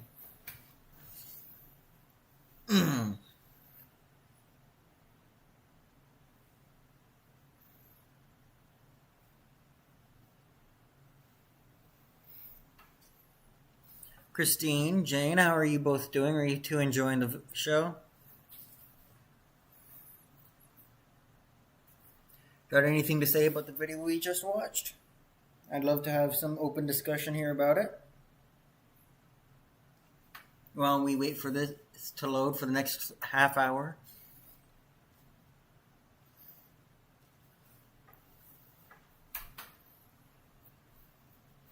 I already like this video, so I'm just gonna do it now.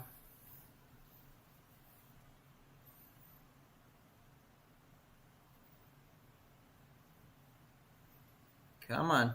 You can do it.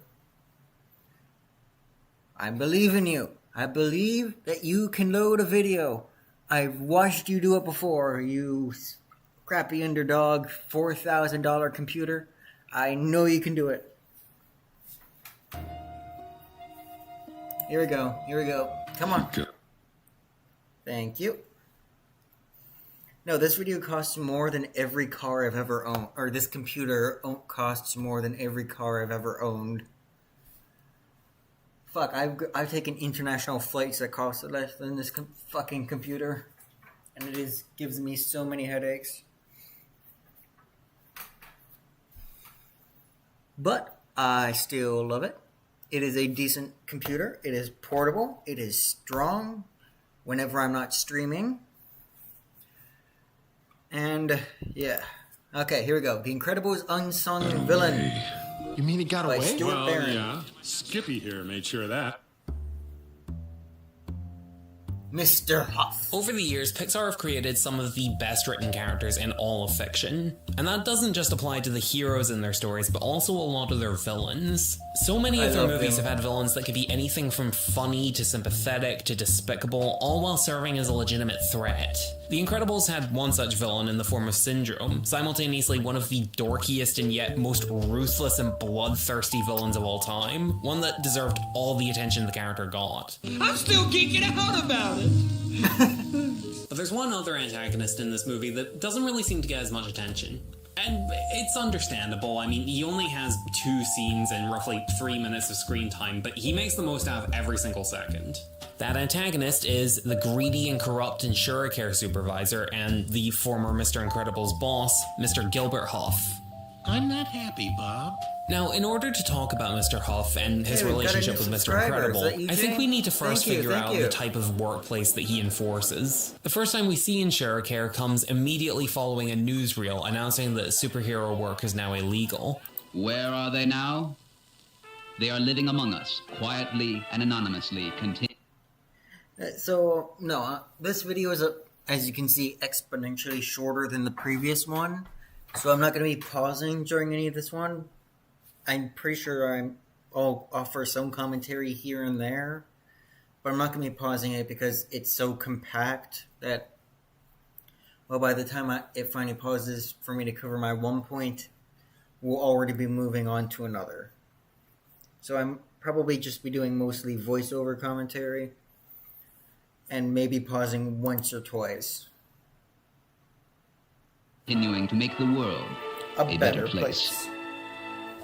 Denied? Only to immediately cut to an old woman sinking into despair as Mr. Incredible, now going exclusively by the name Bob Parr, denies her an insurance claim that she desperately needs. And And if you can't help me, I don't know what I'll do. This is me I've with occasionally work seen save. people discuss this scene, describing it as Bob going from exciting work fighting crime to boring, mundane office work. But I don't think it's quite as simple as that, though. Think about it this way. An insurance company is supposed to help those in need. We can infer that after Bob was banned from hero work, he kept in... Well, that took a record time. Let's see, what was I wanting to say? Oh, yes. No, you're right. It is not just surface level. The job is boring, but for kids, it is more than sufficient in that regard for us to see, oh, it's boring and sad work. And in the subtext, we can see and understand he's not being a hero anymore, but he's trying to be. And for the adults, wouldn't you know it, it was more than sufficient. It was all we needed to see. As kids and as adults, we can see all the other layers underneath. Inventing new ways to try to help however he could, and we can assume that that's why he applied for that line of work. I'd like to help. But Lord knows the company doesn't make it easy for him, as we can see him having to deny help to a frail, crying old woman, all because her claim doesn't fall under the conveniently inconvenient policy that InsureCare has laid out. I'm sorry, Mrs. Hoganson, but our liability is spelled out in paragraph 17. But despite that, look at the way he handles it. Initially, he can barely bring himself to sympathize with her and just seems more fed up than anything. But he quickly works up the effort to help and speedily recites instructions on how to make InsureCare's policies work for her. I also do not advise you to fill out and file a WS-2475 form with our legal department on the second floor. I would not expect someone to get back to you quickly to resolve the matter.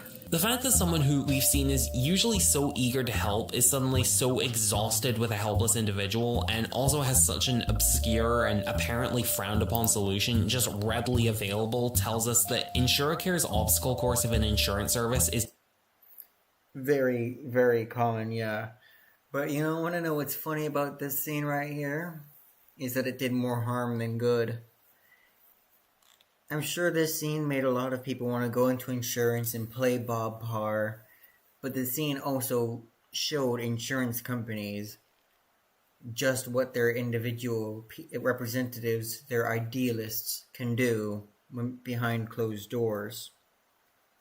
And it caused all of them to crack down and make their people ever more dependent on them and the economy to worsen so that nobody is willing to or nor can afford to risk their job like this anymore. It's just something he's had to deal with long past the point of any tolerance. His client leaves pretending to be upset as instructed. I know you're upset. Pretend to be upset. And we get our introduction to Mr. Huff. His first action being walking toward an apparently devastated client and shoving her out of the way. Clearly an unhappy customer, or even just common courtesy, isn't what he considers a priority. Instead, his main concern seems to be chastising Bob for paying a client the insurance that they were evidently owed. Their policy clearly covers him I against don't want to know any about their coverage, Bob. Don't tell me about their coverage. Remember what I said about this not just being about Bob's boredom? It isn't simply a case of being... Yeah, no, I like Mr. Huff as a villain. I really respect his actor. He's very funny and he knows how to deliver his lines expertly. Don't tell me about their coverage is plausible deniability. It's a very common tactic used amongst sniveling crooks. And it's actually a very common, when you know it, tactic in the mafia. No, seriously, it really is. It's a very common tactic, so if any of their higher-ups or their lower-up, anybody turns state's witness against the mafia, they can't honestly point the finger to the guy in charge. That's how the police always know who's in charge, but can never prove it. Being a superhero is fun, and being an office worker is lame. It's about how Bob has gone from being a superhero, one of the most recognizable forces for good and peace in all of pop culture, to a pawn for a dishonest company. One of my favorite political discussions to have is how insurance companies are unironically less reasonable than the actual fucking mob. During the peak of the mafia's height, when they were extorting businesses to pay them their protection fees, guess what? The mafia paid out every single time. Somebody came in and fucked up your store, the insurance company would not deny you.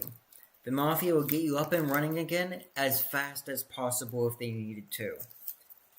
And that person that fucked with your store would be either crippled by week's end or found dead in a ditch by dawn. They always paid out. And depending on who you were answering to in the mob, they would even do extracurricular tasks for you for free as well. For example, one story I like, I don't know if this is real or fiction, but I have no trouble believing it's real, actually comes from, what was it? Sorry, I'm blanking on it, but basically, he asked for a guy to make sure that his son was okay, that his son was safe whenever he came home from school. And so the guy tracked down the bully and then told him that the kid was going to be safe from now on. I'm not entirely certain whether or not that was exaggerated, but if I recall correctly, it was pulled from a true incident. From his tell-all book or something like that. Now, would your insurance company do that for you? Fuck, they don't even pay out when they want to. Fuck, the workers' union that acts like an insurance company in BC, they don't even pay out. They actually make it even more difficult to deal with than the actual insurance company of BC, ICBC. ICBC is easier to work with than WorkSafe BC when it comes to paying your payouts for your injuries and your safety violations. Company that is actively trying to discourage him from doing the right thing. Although we do see that Bob's job isn't exactly cushy for him either, as the scene ends with this wide shot showing that half his cubicle is taken up by a massive pillar complete with a high voltage electrical box. And Bob doesn't exactly strike me as a guy who fits well into tight spaces. Oh, and also there's this one announcement from the office's PA system. Morning break is over.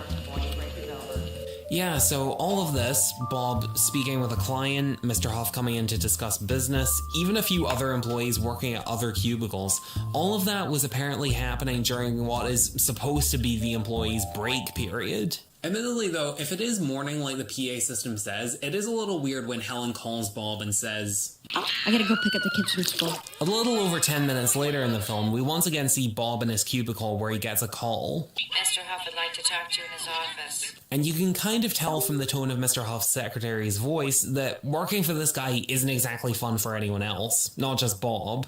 No. The scene cuts to Huff's office with him sharpening a pencil with InsureCare slogan, "Your life is in our hands." I never realized Comforting. that. He places the pencil neatly alongside the others on his desk and asks Bob to sit, only for Bob to accidentally shake the desk with his weight, knocking the pencil out of place. Just another example of Bob disrupting InsureCare's overly strict workplace. Fitting considering what Mr. Huff is about to discuss. He's not happy with Bob. Not happy. Ask me why. From the very start of the scene, Mr. Huff is leading Bob's side of the conversation, allowing Bob as little control as possible.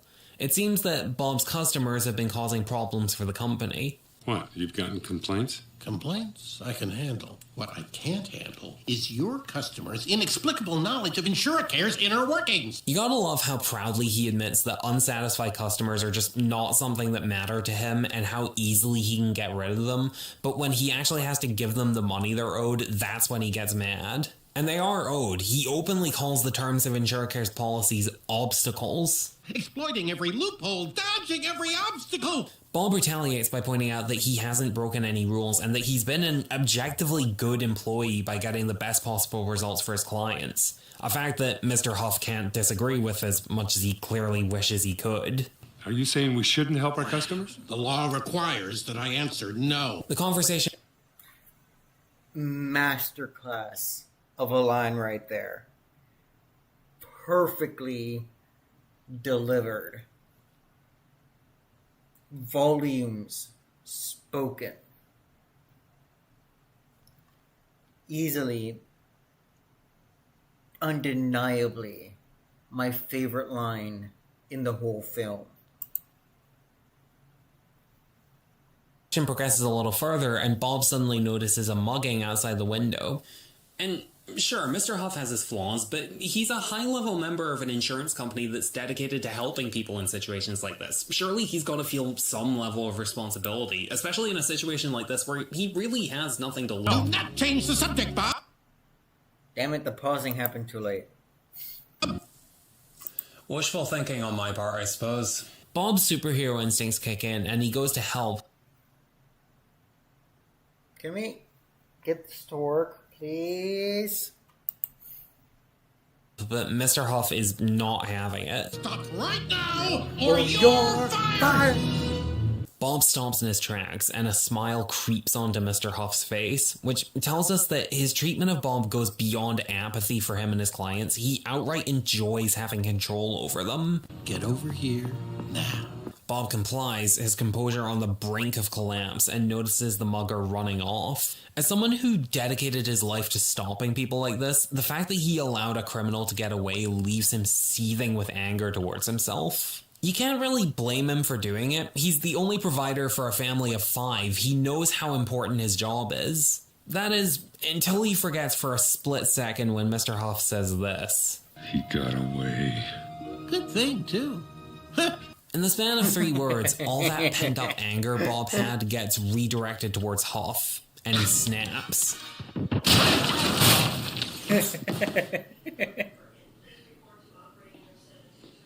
I'm fired, aren't I? Oh, you think? I think Mr. Huff is a bit of an underrated character. I need to rewatch this sure, movie. He's got plenty of quotable lines, made even better by the delivery of Wallace Shawn, who's entertaining as always. Never go in against a Sicilian when movie. death is on the line! But you don't see many people talk about what an enjoyably hateable bastard he is, or how well the movie portrays that through clever and nuanced visuals and dialogue.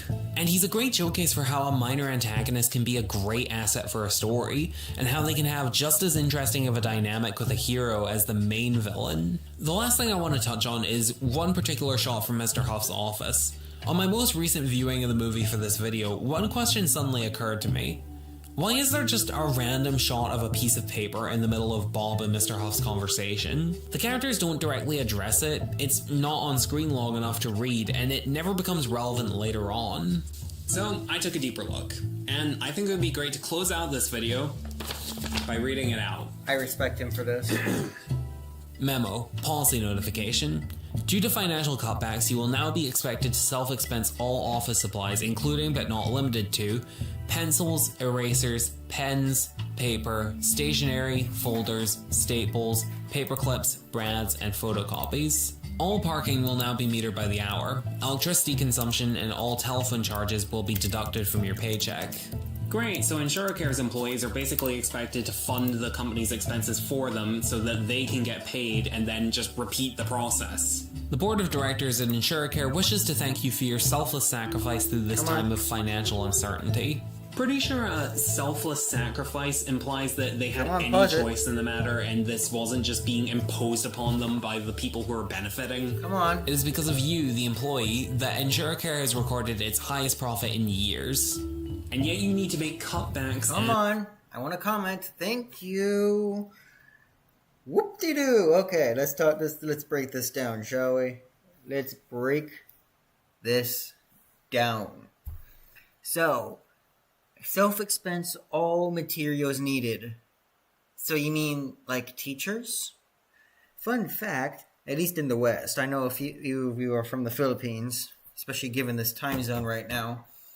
But in the Philippines, or not, my bad, in the West, especially in America, but in Canada too, teachers are expected to pay for all class materials out of their own pockets, using their own checks. It's a very common tactic, and I have no trouble believing that insurance companies would do that too, especially with somebody like Mr. Huff in charge. By the way, I wanted to say earlier, nice Harley poster, dude. Very nice.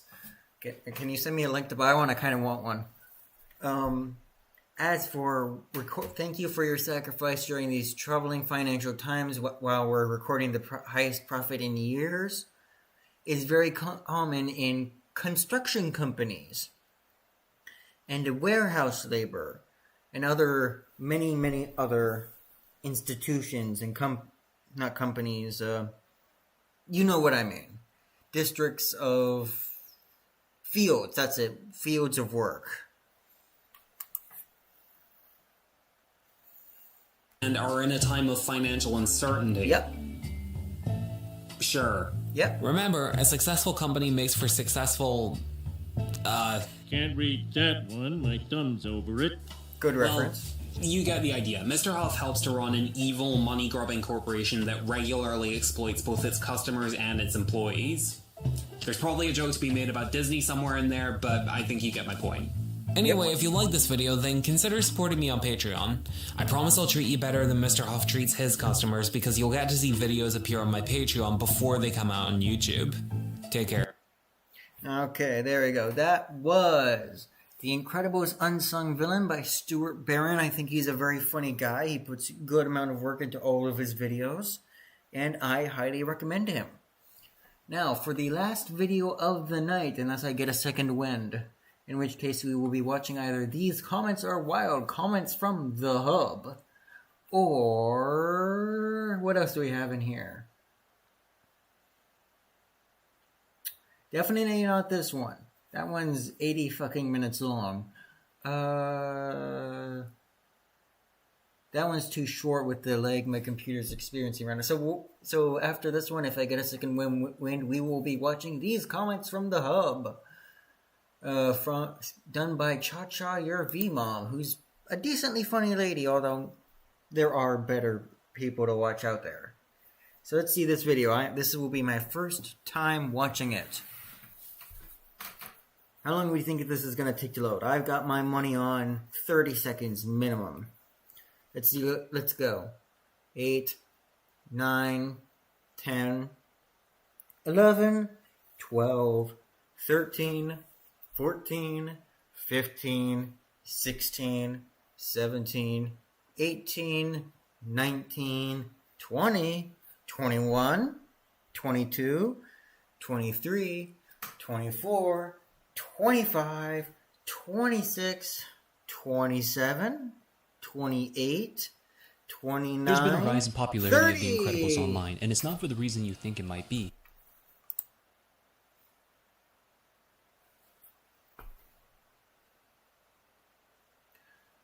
So who the fuck This is rise in doing popularity primarily focuses on one character only. Come on, let's load. There we go. Here we go, finally.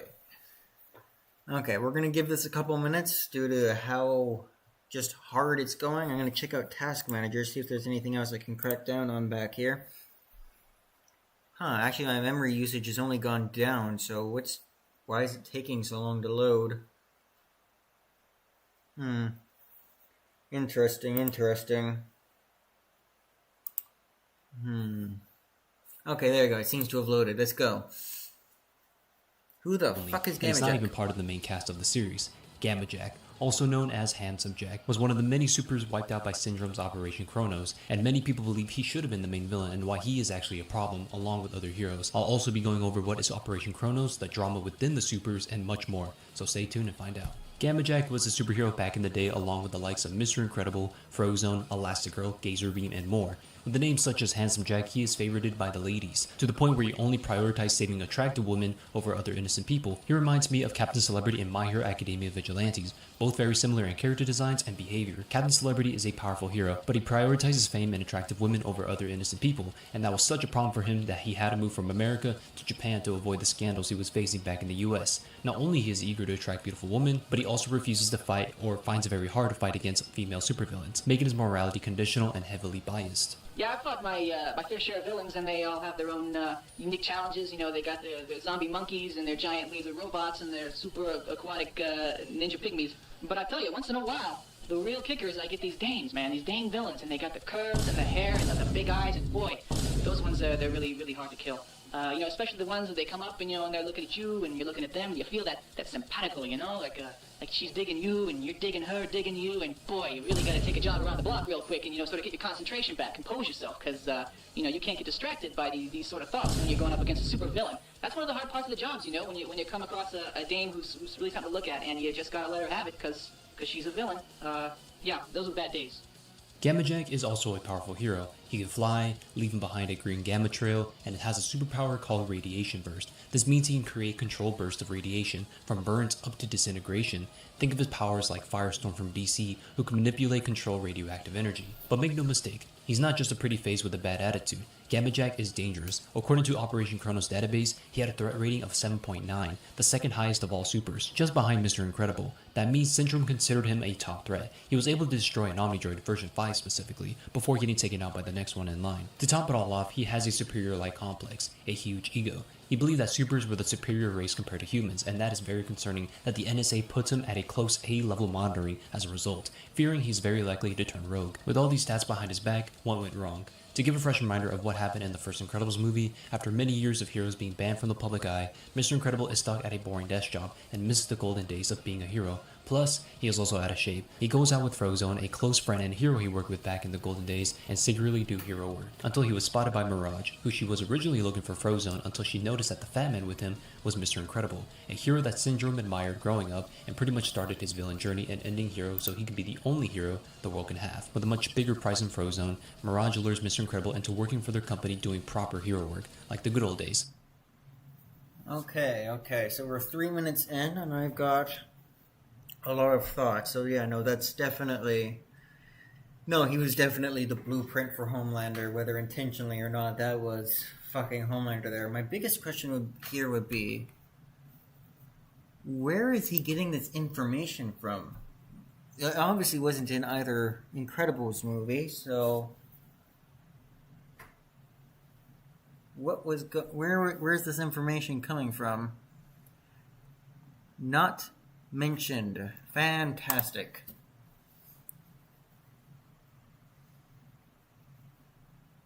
Let's go. Come on. Press play. Come on. You can do it. Press play. I believe in you. I believe in you. You can do it. You can start the video. I've seen you do it. Oh, you scrappy underdog, you. Come on. Come on. Really? Seriously? We're doing this right now? Okay, fuck it. I am getting tired, so I will link this video to all of you.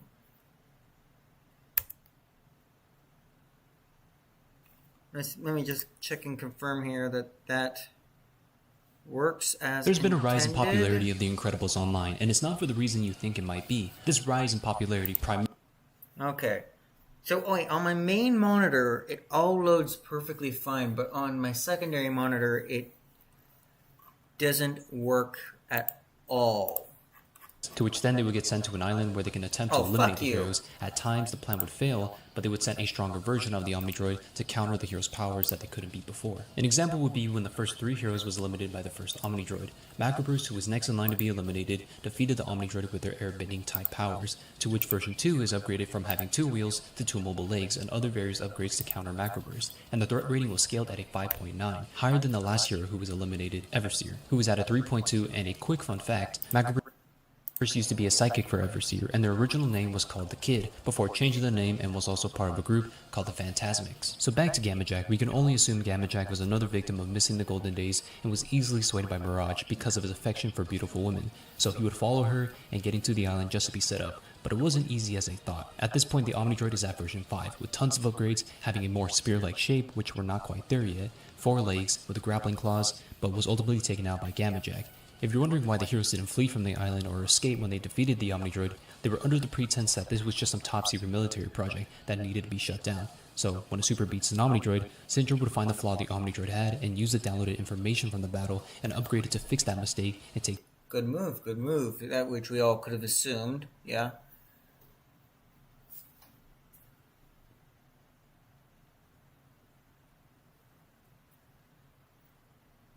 Okay, these loading times are taking way too long. And I am tired, and I've got other things I need to do.